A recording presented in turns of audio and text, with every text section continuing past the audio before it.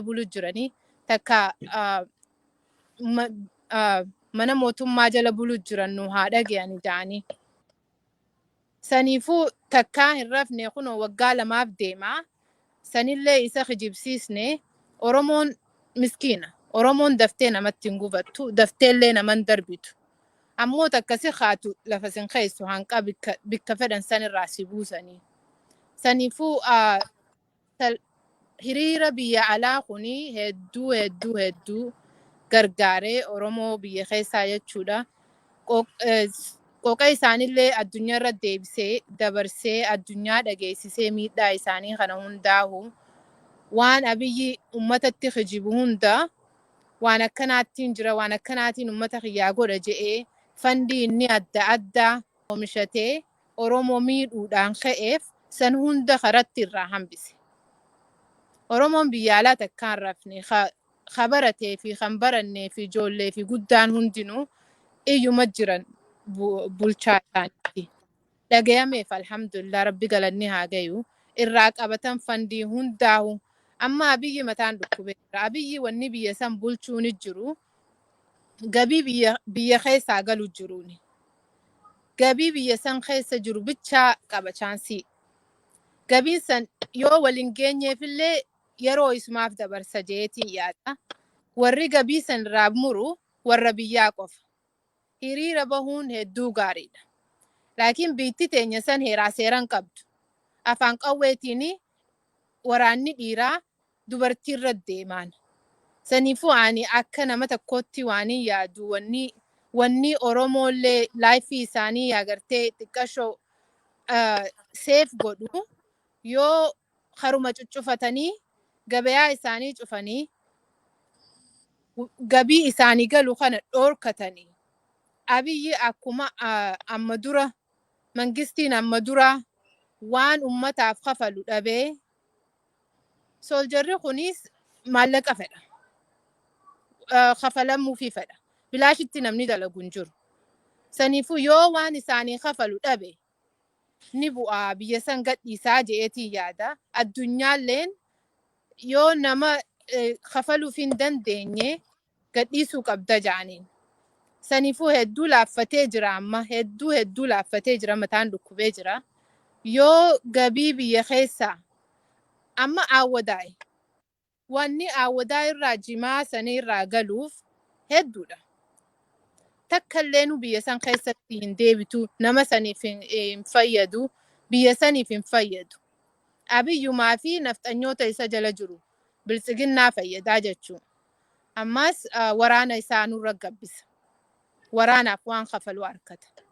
Saniifuu Oromoo ani waan hin dhaamuuf sila akka kiyyaatti haruma isaanii cufatanii gabayuma kana irraa cufanii dirree baaburaa bikka bizinesa godhan kana hundaa'u yoo cufanii takka lagannaa san godhanii Abiyyi kara sossa'uu dhaba waan ummataaf kafaluu dhaba ammaa ummataan dhukkubee jira biyya facaasee deemaa jeetiin yaada akkuma bulchaa isa duraa jechuun. Saniifuu yaanni kiyya silaa sanii hedduu waan shamarran bahanii harka qullaa iyyan agaran waan tahan kabajaa namaan qabanii namummaa namaan beekanii waraanni Abiyyi jechuu qawween nama deemanii wanni amma isaan daranuu laaffisu nafxanyaa fi biltsiginnaahu lagannaa karaa cufuu san godhuudha. Lagannaa karaa cufuu san yoo godhan gabii isaa galu yoo irraa dhorkan ummanni isaatis jalaa deema yoon kafalafneef ni deema ni dadhabaa jechuu hedduu lafa qabata. Waan takkallee godhuu hin danda'u jeetiin yaada. Inshaallah Jawaarillee nuuf gadhiisaa Baqqalee Garbaa fi Abdii Raggaasaa fi hundaahu warra Oromoo fayyadameedhaa keessa jirus nu gadhiisaa. Yoo gabiin hin galleef humna takka hin qabu. Mangistiin tokko maallaqaan jiraatti. Maallaqaan ummata haa ergooti. Maallaqaan nama daleessa. Yoo maallaqni san hin jiraanne humna takka hin qabu. Addunyaan Oromoon addunyaa jirtu ka biyya alaa jirtu hundinuu mangistii isaanii iyyattee mangistiin isaanii dhageessee fi warra miliyoona 100 qopheesseef hunda irraa qabsiistee amma wanni tokkichaan isaa hafe wanni tokkichaan Oromoon biyya keessaa irra jabaattee godhuu qabdu lagannaa karaa cufuu san godhuudha. Sanumaa hafeef. Sayyoo godhe hogguta akka dadhabsiisa ammoo biyya qoba godhuu hin dandeessu. Oromoon akkuma amma dura tokkummaan bilisoomti. Tokkummaa keenyaan nu baasa. Yoo tokkoomte halkan takka irraan fudhatu na Abiyyi baasuuf. Yoo ammoo akkana qoba biyya qobaan kaane humna isaa hunda biyya san irratti biyya san dadhabsiisaa jechuudha. Oromoon kutaa 10 keessa jirti. Oromoon akka biyyeetti Oromoon bikka takkarraa kutaa 10 irraa kaatee karaa hunda yoo cuccufatte Abiyyiin bikka itti sosso'uun qabu. Abiyyiin bikka itti sosso'uun qabu yoo Oromoon kutaa 10 irraa bikka takkaa kaate walirratti hin dhageeffatinaan ja'an. Wal qoqqooduu fi walirratti eeguun abbootii keenyaaf gaafa dura Minilik dhufee biyya fudhate saniif humaa hin goone. Sanirraa jalqabee ilaa ammaan tanummaan nurra jirti. Qeeroo fi qarreen dhaloonni ammaa ammoo wal qoqqooduu hin dandeenyu, nullee hin baasu, walirratti eegullee hin dandeenyu. Akkuma obboleettii ta'e takka yoo kaanii abbaan fedhe tume irratti na iddoo jabaate.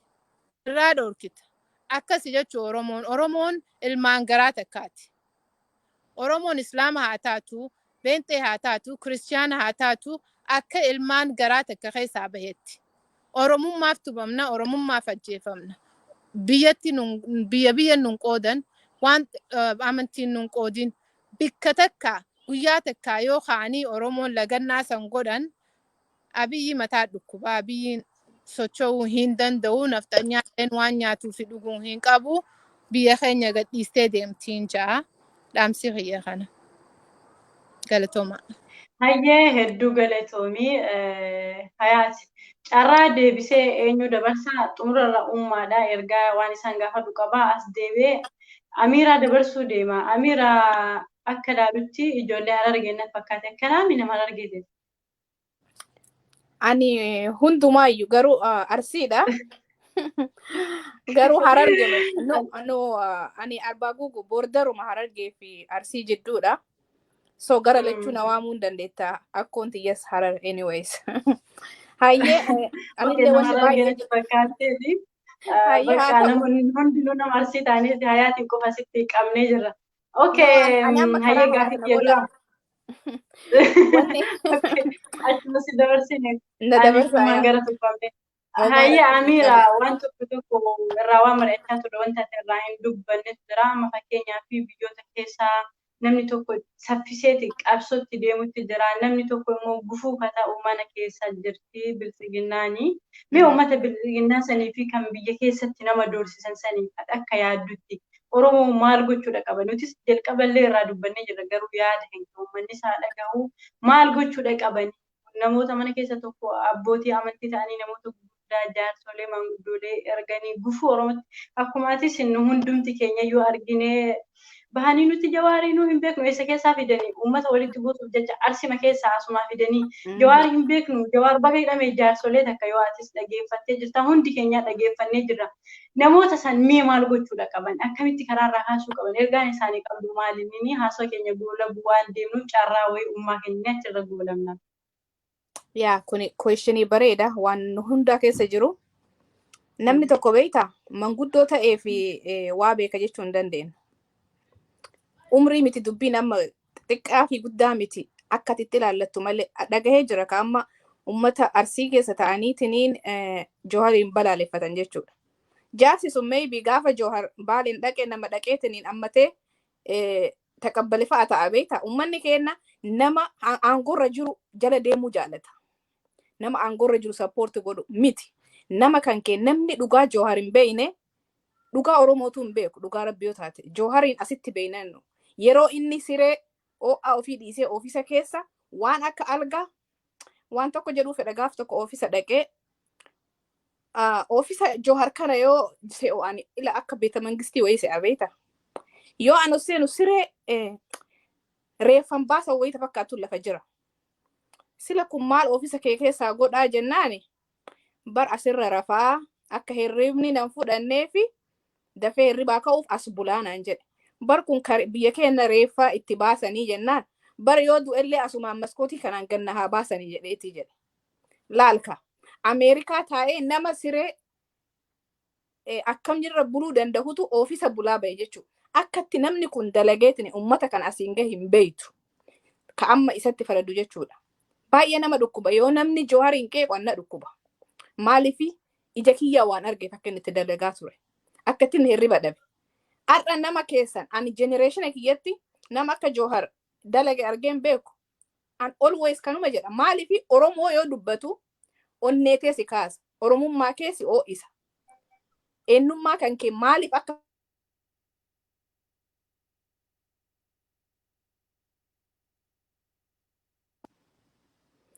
ayin dhagahamaami? Hin dhagahama sirriitti. Yaa nama akkana sii dubbatu kana nama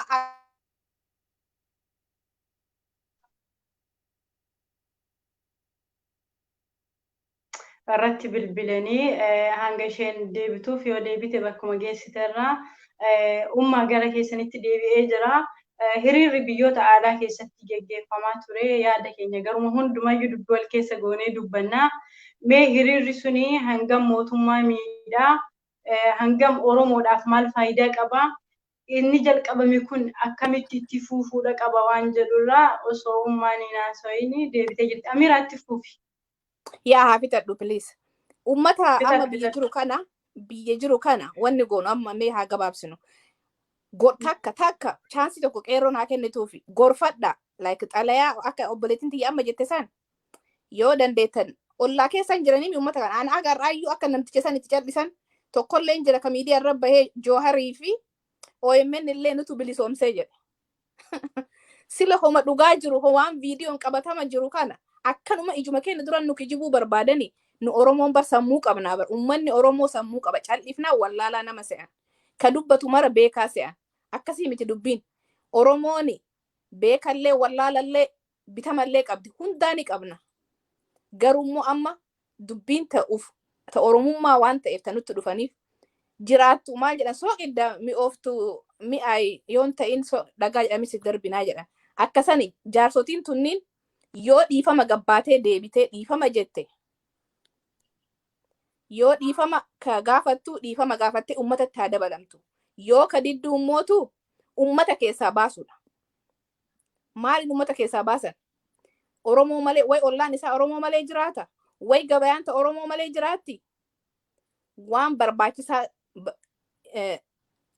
hunda kafalanii akka ummata kana irratti waan godhamuu qabu. Jarruu ni beekti ijoolleen namni waan godhuu qabu jarruu waan beekaniif waan godhuu qabdan godha takkaa itti hima ta jirtu maaliifi qabsoo keetitti waan dhufeef maaliifi biyya keetitti waan dhufeef maaliifi lubbuu keetitti waan dhufeef takka gorsi ta lammaffaa immoo waan fudhatamuu qabu itti fudhadhu. Hello? Itti fuuf si dhaga'uu jirra. Yaa sanii takka gorsuudha akka obboleettiin tiyya jette quba ofii ajaa'ibaan ofirraa muran jedhan itti himuudha. Dinnaan immoo waan barbaachisaa ta'u ani kanan jedhu jarruu ni beeyti. Waan barbaachisaa ta'u waan mana kee dhufe yoo sitti dhufan bar yoo sirraa ka deebi'u narraa deebi'ettaan yoo sirraa kan deebine immoo humna kee fayyadamta jechuudha. Kanaafuu ummata kana uf keessaa muraa baasa. Gabayaa ittiin gurgurin yoo atin dubbisin yoo du'aa isaatiin awwaalii yoo dhibamteen gaafatin innuu du'ee jira nafseenu. Kanaafuyyuu ummata keenya ka ollaa keessan jiru asuu ni jira Minisoota kan anuu ni beeka. Garuu ofirraa murta ofirraa baasta. Ani nama akka firummaa qabu kan dubbisnee jira argaa isaa kan feene. Maaliifi saba kiyya dhufe kaa Oromummatti dhufe kaa Jawaarii dhufe kaa kanaafuu hin barbaadu'an. Akkasii wanna godhamuu qabu ilmaan Oromoo ni beeyti an asirratti kanan jedhu. Tareef obboleettiin tiyya jetteef immoo gabayaa lagannaa wanni sun waan ajaa'ibaati sa'aa kana immoo amma beeyta wanni wahii arge amma miidiyaa biyya Itoophiyaa kanaan la'amata ba'aal maskaramii fi gabayaan wanni isinirraa hafu takka hin jiru yaaddayna jedhaniit duraan dursanii baasan. Shunkurtiif timaatimiin Oromiyaa keessaa isinumaa dhufaa jechuudha bara. Kanammootu jarru irratti qophaa'aa jirti. Oromoo dinnichaa kan kee shunkurtii kan kee lukkuu tantee mana qabadhu. Ollaa keetii kenni yoo Oromoo nama rakkate ollaa keetitti walii kenna achitti gabayaa waan jedhamu irraa mura. Yoo ati goommana kan kee murtee gadi hin baasin namni dhufee sirraa muratu hin jiru. Qophooftee jirti maskaramii foon nyaatuuf foon Oromoo. Si ajjeesaa bosona si darbaa hoolaa kan keessirraa fudhattee isiniin bitatti. Itoophiyaan sun Oromiyaan jiraatti ni beeytanii. Bar jarruu Joohar kana hidhaa taa'ee jara bulchaa jira. Joohar kuni yoo kana geenna Oromiyaa ka jeequ Afrikaan biyyi jarruu jeeqamtee jirti. Maaliifi Oromiyaa irraa soorsii mara argatti. Warri Finfinnee amma lafa dhiitteetiniin Haacaaluu Mootuwal Jooharii qaxxalaan warri jettu suni bar dinnicha Oromoo nyaattee akkasi kuufte. Yoo ati dinnicha kan kee karaa itti cufte, yoo ati timaatimii kan kee oorruu keetii muruu baattee dhiiste, anjaa ofii Joohariiffataa jettu bulbaafteetiniin Joohariiffataa.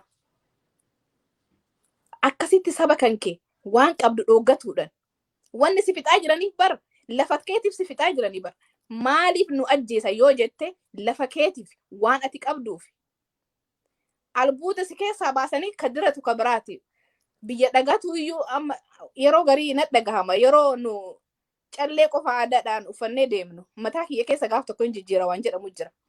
Warqii Oromiyaa keessaa baasanitti garuu ka uffatu saba biraati. Maa Oromoo ni dida yoo ani aadaa kiyyatti godhadhee warqiidhaan uffadhe na dida lafa kiyya keessaa bahee bara. Waan baay'ee Oromoon ittiin fayyadamini jira. Kanaaf nu fixan waan si fixaniif beeki gabayaa kan kee irraa cufi mee amati ba'aali jaraa kana mee takkaa irraa muraati haa agartu dhugaa Oromiyaa dhugaa Oromoo kana wanni an dhaabu gabayaa keessan cufa. Gaafa san akka obboleettiin tiyya jette ufiini amma Oromiyaa keessa karaa Arsii kana namana himee jira. Wattaaddarri isin ajjeestu haga biyya alaati irraa mallee inni dhufu ummata isin nyaachisaadha. Yeroo mallaqa hin qabne isin ajjeefnu nyaachisa. Gaafa quufan immoo si ajjeesan jechuudha. Ittiin kennina bishaan takka obaasina. Wattaaddara si keessa deemu yoo inni garagalee karaa sin qarqaarin ittiin kennin nyaata. Maa itti kennita? Quufetiniin borsi ajjeesaa bar garaan yoo quufe waan godhu barbaadami quufee si ajjeesaa jira. Mangis ila caafirra jira namtichi bu'uuf caafirra maaliifi biyya alaa mallaqa irraa dhoogganii jira. Akkammoo ammallee waa sobanii hin banneef ala kana nullee itti cimuudha. Waan fedhan haa jedhanii ala bulanii amma wanni dhagahe gurbaan tokko Facebook irratti akka hoomlasii ala bulan jedha. Namni biyya hin qabne innu hoomlasiidha. Eega biyyan qabaatiin ati hoomlasiidha. Innu hoomlasiidha. Deemuu hin danda'u. Biyya alaa taa'eetiin uummata hiriira ala buluuf hoomlasii jechuun sheem isaafuu sheemidha. Hoomlasii miti uummanni yooma hoomlasii nuun jedhu nu hoomles hoomiidha qaraayyuu biyya keetii wanni baateef mana dhabdeeti. Biyya lammaffaa wanni arganneef biyya keenya dhabneeti malee jaalanneeti miti ka biyya ambaa jiraannuuf wanni biyya keenyaaf lolluufillee immoo galleetiniin achitti lafa naa kennitaafi miti ummata keetiif lolta. Ummata kee hin ajjeesinaa jechaafi malee wanni ati as teetteetiniin yooki galtee lafa san irraa waa murachuu heddu takka hin jiru. Ijoolleen biyya na dhalatte ijoolleen waggaa 18 ji'a lamaaf ala ni jirti Minisootaa. Ala bulaa jirti rooba keessa. Ijoolleen asit dhalatte jechuun maaliifi dhukkubbii haadha fi abbaa ofii mana keessaa waan agartuuf jechuudha. Katakka biyya dhayxeen beeyne arra asii lolaa jira. Oromoon ni ajjeestan malee Oromummaa hin ajjeestan. Waan feetan dalaydan malee gabrummaan hin dhuftu Oromoo irratti. Kanaafuu osoo taa'anii ilaalanii. Taa'anii haqa halkanii guyyaa Joohariin akkana goona Baqqalaa akkana goona jedhan. Ummata gadi hiikanit silaa filannoo godha namtichi kun osoo smaartii ta'e. Garuu waan qabadhirratti hin hafu asiin niititu mana ari'aa sodaatee taa'a. Kanaafuu uummanni Oromoo itti cimaa keessa fi alallee mana illee teetu duuti siin oolu balbala dhaaniitiin hin barnama ajjeesaa jiran daa'ima xiqqashoo Hararitti mana seenanii ajjeesan. Kanaa ol wanni sitti dhufu hin jiru. Gadi baatus ni duuta, mana teetus ni duuta. Gabayaa irraa muri waan qabdu ittiin gurgurini ollaan walii gurguraa Oromiyaa. Ollaan keessanuu ni nyaata walii gurguraa ummata kana akkatti nu arrabsaa akkana nu tuffataa alaa fi biyya keessatti illee ummata kana waliin nagahaan malee gadi cabneetiin waan jiraachuu hin dandeenyeef ufii keetii jedhii falmadhuu jedha mana galatooma. Hayyee baay'ee galatoomii dubbii Wujoojoo nu kaaftee keessumaa haaroftii dhuftee nu dabalamtee jirti osoo carraa isheen dabarsinii gaafii ummaa gaafataa jiru dhiisee maalinni waa'ee hiriira biyya alaa keessatti geggeeffamu irraa uumamee hiriirri kun Oromoo maal fayyadaa mootummaa hoo maal miidhaa ammas itti fufuuf maaltu qeerroo barbaachisaa qeerroo daasbooraa maal dhaamtanii fi ergaa keessan nu dabarsaa.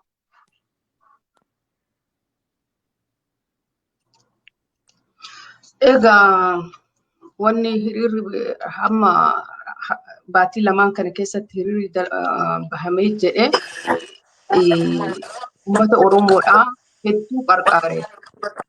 Warra afaan hin qabneef afaan taane, warra sagalee hin qabneef sagalee taane, warra ija hin qabneef ija taane. Maaliif intarneetiin irraa muramaa haasa'uu hin danda'anii, mirgi ilmoo namaa hin jiru haasa'uu hin danda'anii. Kanaaf nuti ammoo biyya carraa itti arganne kanatti keessattuu qeerroo fi qeerrittiin ijoolleen argitee biyya kanatti dhalataniitiin jedhan kargiteetiin haadhaa fi abbaan akka gabroomtee halkaniif guyyaa itti himan gabrummaa san balaaleffachuudhaaf wanti isaan beekan oromummaa malee waan hin jirre argitee qabsoo ta'e hundeedhaan qabsoon ta'e hin geetti yoo duunes bilisummaa tan ilmaan keenyatti hin dabarti jennee abdii ka godhannee nuti barana.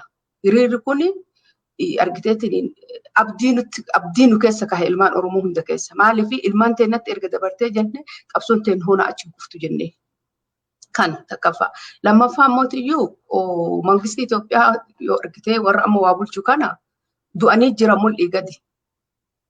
Lubbuu oltu jira. Sigalee mangistuu Hayilamaariyaam lamaannim immaayibaggar hayil osoo jedhu kobalala dhageenye. Kunis inuma deema. Maaliif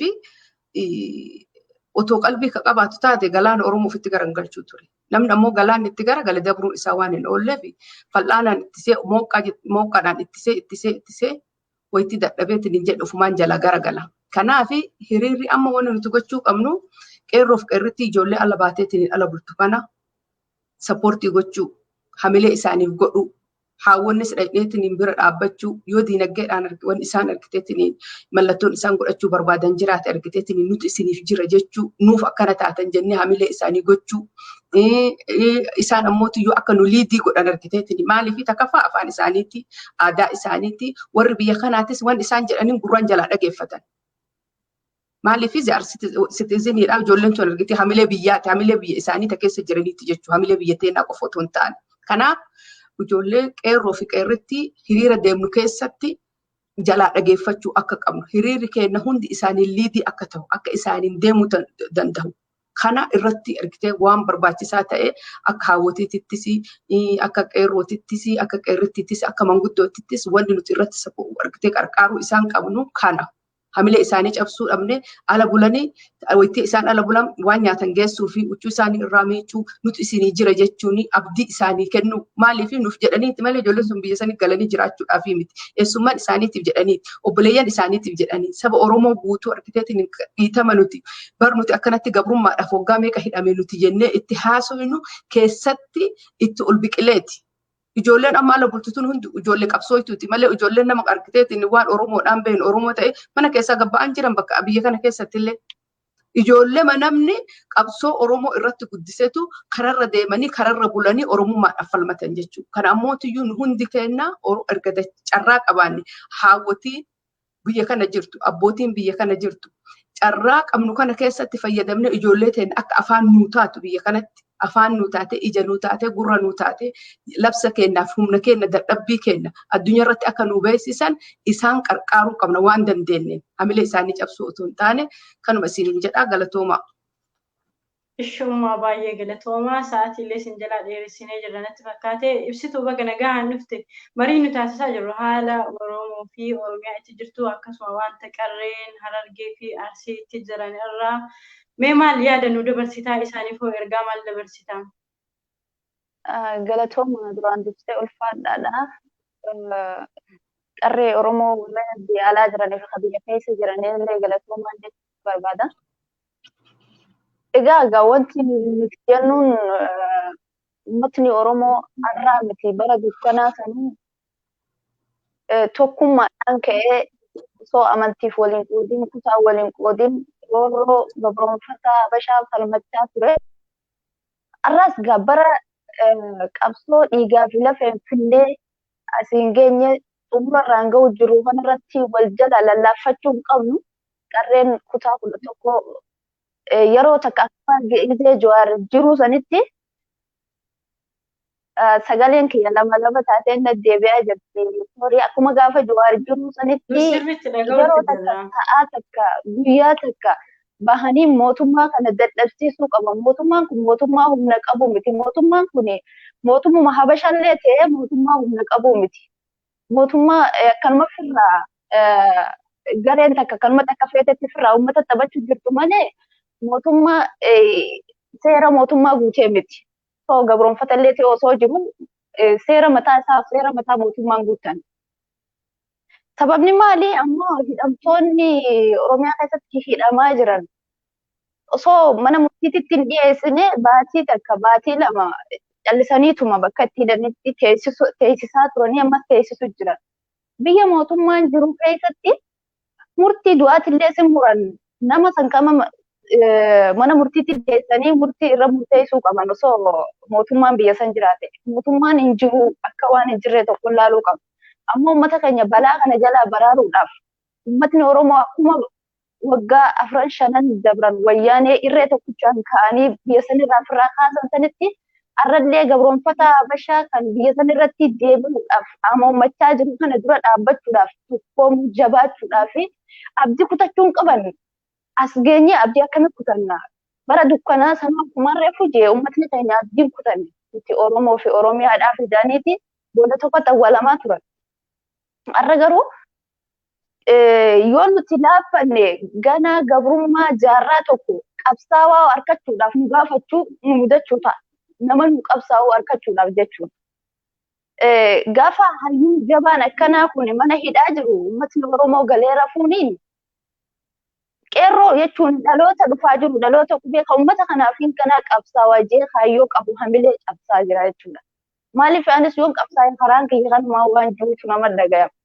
Kanaafuu uummanni Oromoo lafa jirtanii bakka jirtanii dubbiin waa'ee Oromummaati malee waa'ee gandummaa waa'ee amantaa waa'ee paartiiti dubbiin waa'ee Oromummaati sirna nama nyaataa mililiksan uummata Oromooti irratti deebisuudhaaf waan deemaniif uummanni Oromoo paartii feete keessa jiraate kutaa kam keessa jiraate amantii kam keessa jiraate kan irraanfatee Oromummaa isaatiif falmatee maqaa fokkotaa irra deebi'uu deemu kana firraa mul'uudha qaba.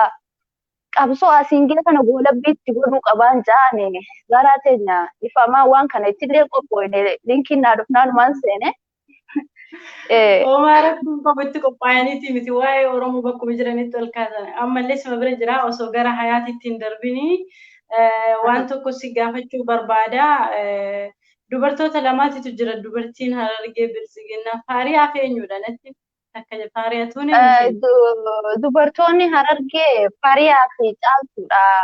Biltsiginnaani kanneen warri boqotanillee jiraachuu danda'a. Caaltu isaanii. Egaa. Ibsitu ajee nama baay'ee mormataa turte sabaafis sagalee ta'uu turte yaa'u deeggartuu wagootii akka shaniititti nama cimtuudha. Mee caaltu isaanii fi Faariyaa Aliidha akkanaami? Yaa.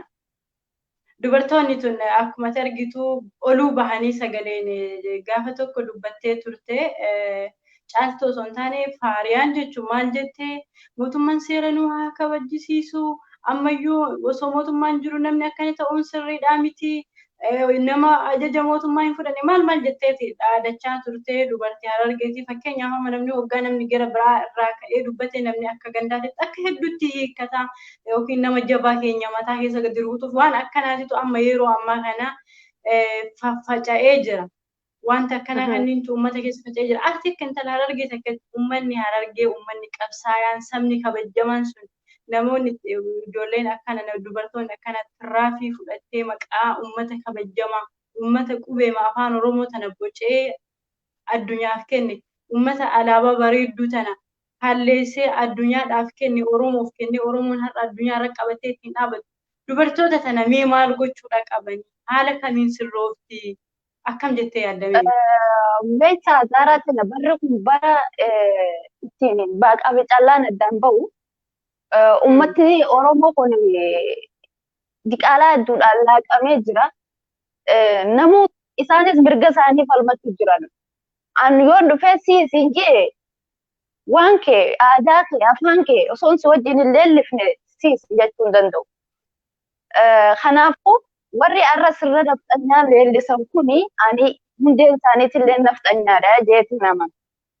Isaanuma wajjin hindi isaa immoo harargummaan maqaadha. Harargummaan lafaa Oromummaan lafeedha jenna nuti anaan. Harargee maqaaf himatan malee osoo ijoolleen dhalaan xixiqqoon gudeedamaa jirtu osoo hawwan keenya kararratti yaatee rasaasaan nyaadhamaa jirtu gaaffii abbaa biyyummaa karaa nagaatiin akka qullaa osoo gaafachaa jiranii ajjeefamaa jiranii kuni sirri mootummaa kabajamuu qabaanuun jetti dhuftee ishoo kun ani dubbiin bakka lafeessan jetti jeetii yaada. Warri taanafoonni asirraa bilchiginaan affaarsu kun hundinuu Harargee dhalate malee ijoollee sadeen furuuf ta'uu hin danda'a. Digalee kanaafuu isaan akkasittiin fudhadha. Isaanis nafxanyuma wajjin cabsin. Wanti takka wanni Harargee irraa qabanis wanni Oromoo irraa qabanis hin jiru. Namni jaarraa kana keessatti yeroo sanatti namni bilchiginnaa leellisu jechuudha. An kana jeetiin fudhadha garuu ni salphatan. Garaadhaaf jaanii yoo dhugumaan Oromoo ta'anillee akka diina jala godhan taate salphachuudhaaf ta'an waan yeroo gabaabaa keessatti salphatanii yeroo saniif gondara haa qopheeffatanii godha. Kanaan jabaadhaadha. Hedduun isin galatoomfadha. Ijoollee warri sooshaal miidiyaatillee namoota adda addaa affeertaniitti yaadarraa fuudhuuf namoota jajjabaadha. Akkasumas reefna dura dubbachaa turtan hiriirri biyyoota alaa keessa bahaa ture hedduu qalbii abiyyi cabsee gabii biyya alaatirraa seentuuf jechuudha gargaarsa achirraa fudhatullee dhabee jira. Biyya keessaas iddoo garaagaraatti keessattuu gama Harargee kanatti karaa galiin baay'ee mootummaadhaa seentuuf cufu jiranii Somaaleerraa jechuudha. Bakka adda addaatiif torbaantiin adda addaa bakka seentuuf jala irraa cufamu jira. Akkasumatti itti yoo fufame ka biyya keessaatillee yeroo gabaabaa keessatti abiyyi biyya san gadhiisa. Ammaa maali mindaa namoota baay'eef kafalutti hin jiru. Keessa deemee dubbii kadhatee nama warri hin deeggarre warri Jawaar deeggartan mindaa dhabaa jechuun jiran irraa muru jiran dhorkatu jiran. Kana taanaan mootummaan kufe. Kanaan ja'an wanti godhuu qaban. Wayyaanee waggaa 27 hidda hidhattee Oromiyaa goda hunda bartee qabeenya Oromoo saamtee jajjabaa Oromoo ajjeeftee hiitee fitte sanuu qeerroon Oromoo waggaa 4tti ganda isaaniitti galchite. Garuu abiyyi kana kalafan qabatin kanaaf xanyaa gabbaatee fincaanuu sodaattu kana abdate uummata Oromoo kanarratti fincaanuu kana sodaattee uummatni Oromoo yeroo natti taa'uu qabu. Yeroon kun yeroo hedduu barbaachisaa dhumtee dhabamtee isgoo jettee bulta. Osoo agartuu osoo dhageessuu waan badaa deemu takka osoo onnee qabdu osoo humna qabdu osoo qabsaawaa qabdu cal jettee raftee booda gaafa abiyyi hidda hidhate namni ati komattu hin jirtu jechuudha. Kanaas galeen kiyya natti deddeebi'aa ture. Galatoomaadha. Jabaadhaan jaan. Jabaadhaan jaanii. Ibsituu galatoomii yoo carraa goolabuu dhabne yeroo takka carraa sii kennuu dandeenya yoo goolamne guyyaa hundu guyyaa Oromootiitti deebuu dandeenya. Hayaat Muhammad hayaat bareedduu koo mee yaada xumuraa Oromoo maal gochuudha qabdi yeroo ammaa kana sa'atii amma jirru kanatti hayyoota keenya hidhaa baafachuu fi haasawaa gabaabsiteeti ergaa xumuraa nu dabarsime maal gochuudha qabna maaltu barbaachisa nu Oromoo kabiyyee guutuma Oromoo maaltu barbaachisa. Galatoomii Zahraa teenya ani akkaan jirutti waan dhaamsa gurguddaan Oromoodhaa murtii tokko ta'aadha. Tokkummaadha. Tokkummaa kana amata dhibbaa fi waa ka gabroomne kana hayyoonni keenya akka Alii Birraatii fi akka Haacaaluutii fi wallisoonni keenya walaloo godhanii nuu himuu turan. tokkummaa jaanii tokkummaa kanaatu Oromoo miidhe tokkummaa dhabuu keenyaatu Oromoo gabrummaa jala ilaa ammaatu kaa'e. Gizee tokkichaa yeroo tokkichaa Jawaar Mohaammed mataan isaa haa bulu nagayaan nuuf haa bahu mataa walitti qabee qeeroo fi qarree Oromoo jechuu tokkoomsetti Tigree amata 27 nurra teesse waggaa takka keessatti nurraa baase. Tokkummaan Oromoof utubaadha. Tokkummaan Oromoof waan jabaadha jechuudha. Yoo tokkomne hoggu takkatti ofirraa baasnaa dawwii. Tokkummaan utubaa Oromiyaati. Yoo takka taane biyya san keessa Afrikaa guutuu keessaa yoo Oromoo lakkaawan nambaraan Oromootu caala. Oromoon hedduu ammoo Oromoon sanyii adda addaa jalatti mataa qabattee turte. Sanyii adda addaatiin fiyaamaa. Maal jette Oromoon baalli muka tokko muka takkatti hin qabatu jette. Hanqa fedhan isaan sanyii fedhan jalatti mataa qabatanu sanyii san ta'uu mokkoranuu Oromoon Oromoo. Oromummaan sin dhiistu ati Oromoo dhiistus Oromummaan sin dhiistu namuu si beeka Oromoo ka'e. Dhalataa Oromoo ta'uu ka'e. Saniifuu waaniin an Oromoo qeeroo fi qarree keessaafuu dhaloota ammaa kana kololu jiru kanaaf dhaamu tokkummaa isaanii cimsuu, tokkummaan lafaa ka'uu, tokkummaan loluu, tokkummaan karaa cufuu lagannaa godhuu, tokkummaan Abiyyi ifirraa buusuu. Yoo tokko taane Abiyyii fi nafxanyaa hundaa'uu ni buusna. Amma nuti biltsiginnaanis ni jirti. Abiyyi Hajjaaree dhaaba adda addarraa walitti qabee jechuudha. Biltsiginnaa kana duuba maaltu jira? Nafxanyaa jira. Sanyii Minilikii jira. Sanyiin Minilik maal Oromoo godhuu turte? Ofii ta'aniitiiti foon Oromoo nyaachuu turte. Oromoon ofiif daabboo fi shaa'ii nyaachaatiiti. Danfa foon hin qabne ofii nyaachaatiiti. Nafxanyaa ifirra gabbisu turte. Re'ee qalaa nuuf fidaa jaaniin. Kuduraa keessan harra bareedaa nuuf fidaa jaaniin. Warra akkas Oromoo godhuu tureetiiti har'a biltsiginnaa duuba dhokotee biltsiginnaa duubaan Oromoo gabroomsuu fedha. Waa'ee Minilik san deebisuu fedhan. Oromoon tana beekuu qabdi. Warri ani biltsiginnaa jehus biltsiginnaa miti. Biltsiginnaan eenyu hedduu keessa ka jiru eenyu biltsiginnaan. Nafxanyaa Amaara ilaa ammaan tanaa amata 27 kanaa garaa gubachuu jiru waan Tigreen Oromoo bulchiteef. Carraa amma Abiyyiin achirra bahe. Abiyyiin soddaa dhugaa. Carraa kana itti fayyadamanii Abiyyi of dura kaayanii biltsiginnaa of dura qabanii Oromoo miidhuu jiran. Warri godhu jiru nafxanyaa. Warri godhu jiru irra guddaan nafxanyaadha. Yoo har'a Abiyyi moo'ee Abiyyiis qawwee takkaan dhawaniituma kararraa meessanii isaan kursii fudhatan jechuudha. Waa'ee Minilik san Oromoo irra deebisuu fedhan jechuudha. Ammoo wanni takka wanni na boonsu dhaloonni ammaa ummanni ammaa waan baratee jiruuf hin hayyamu san. Ciisanii fudhatan gabrummaa walii booda. Nu ga'ee jira ja'an. Amma dhaamsiniin takka guddaa kaniin ani godhuuf hoggu takka akka gaafa Jawaar jiru sanitti Jawaar hin duune ni jira. Hidhaa jira malee isin dhageeffachuu jira. Isiniin dhaaddachuu ture ilaa ammaan tanaa qeeroo fi qarree biyyaatii isaaniin abdadhaa isaaniif rabbiin abdadhaa jeetiiti biyya Ameerikaa dhiisee achitti isaan keessa gale. Dhugaa ammallee isaan qeeroo fi qarreen isa wanni hin goone isa gadi hin qabne falmachuu jiranii hanqa danda'anii falmachuu jiranii qawwee afaan dhaabbachuu jiran. Ammoo tokkummaa san hin qaban.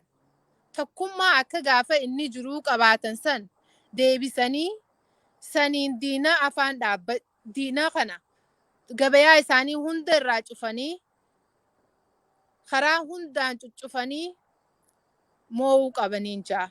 Mo'anii Jawaar isaan abdatee isaaniin boonu san boonsisanii nutillee warri biyya alaa waan ilaa ammaa goonee fi hanqa ilaa ammaan tanaa iyyinee fi lallabnee hundaahu faayidaa akka nu arkate jennee gammannaa.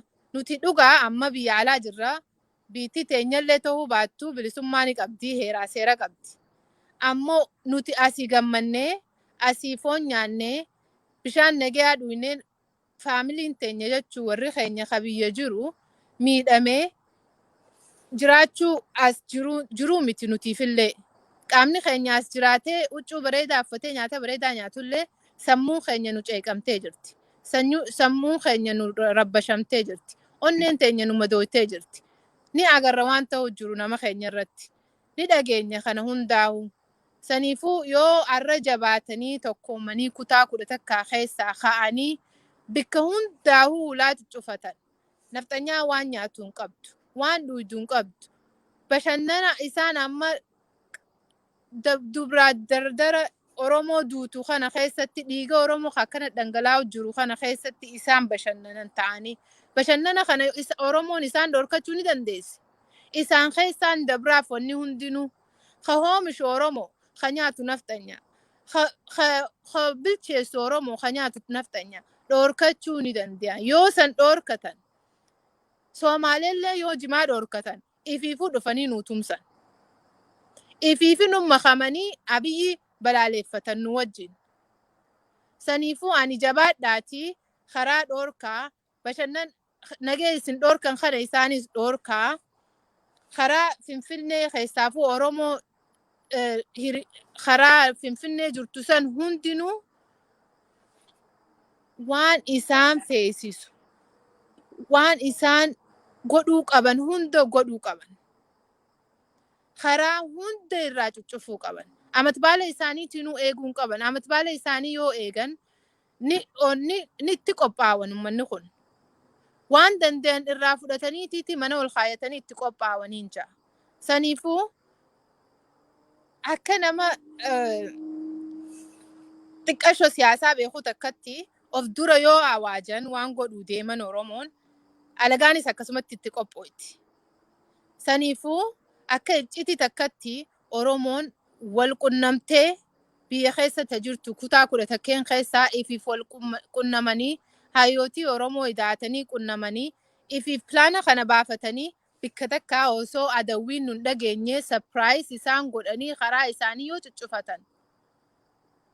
Amaarri karaa keenya maqaa, Soomaaliin karaa keenya maqaa, wanni Itoophiyaa keessa jirtu san hundinuu hoggaa waan nyaatanii dhugan dhaban akka nu wajji dhaabbatan Abiyyi illee mataan wareeree mootummaan kun akka kuftu dhibbarraa dhibbattiin itti amanaa. Sanumaan dhaamaaf. Hedduu nama gammachiisa isaan gabbahanii hiriira nagaa godhuuf. Laakiin hiriira nagaa biyya heeraa seeran qabne keessatti godhuun qawwee dura dhaabbatanii dafanii of ajjeesuudha jechuudha akka kiyyaatti. Lagannaa isaan godhu. Lagannaa tokko kana farsuu fi faradhiifama.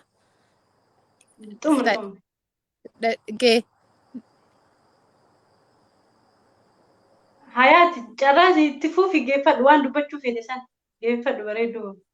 Dhaamsi xiyya gurguddaan galatoomina irra na deebisuufi dhaamsi xiyya gurguddaan lagannaan isaan mangistii mootummaa Itoophiyaa kuffisuu danda'u irraa cufuudha karaa isaanii. Karaa gabii Itoophiyaan galuuf kana dhorkachuudha. Bajata biraa dhabanii jiran. Gargaarsa biraa addunyaa hundarraa dhabanii jiran. Amma mootummaan kun kufuurra jira. Qarreerra jira jechuudha. Kanaafi nama saamu jiran kanaafi warri Jawaar deeggartan hundinuu maallaqa kabalaa ja'an. Mangistii kamiitu ifiifuu uummanni biyya sanii hin qabu maallaqa hanqa isaan gaafatan kana eessaa fidanii kannaniif. Last choice godhu jiran jechuudha. Amma akka nama dhakarraa quncee baasuuti jechuudha Oromoon akkas jetteeni. Sanii uummata miskiina irra deemanii maallaqa kafalaa jechuu jiranii mangistiin kun dadhabee jira. Kufee jira.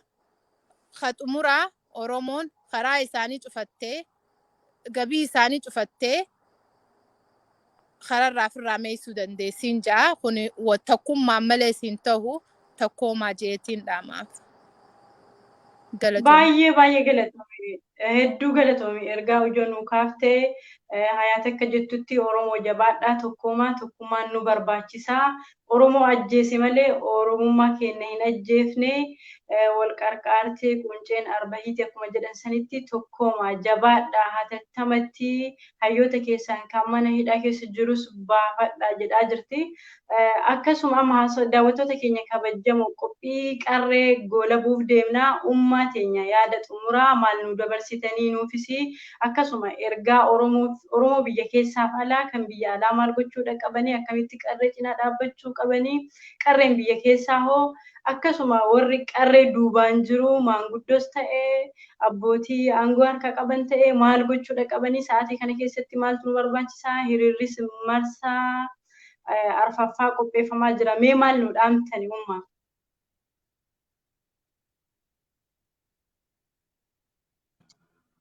Wanni argiteetiin nama Oromooti ifa ta'u hiriira karaa sirriidhaan dho'isanii Oromiyaa keessatti ba'uun hin danda'amu. Maaliif hiriirri kun hiriira nagahaati labsamuu qabaa isaan beekuu qaba. Yoo akkas hin ta'in argitee xayyaararraan uummata keenyadhaanii fixuu mala ijoolleen teennaa hiriira isaanii kana lallabsanii waan barbaachisaa ta'ee akka itti godhaa jiran waan hundaa himaniituma itti fufuu qaba wanni godhu wanni dhoofamu hin jiru amma dubbiin kallattii waan taatee wanni dhoofamu hin jiru nuti ammoo warri alaa wanni gochuun nurra jiru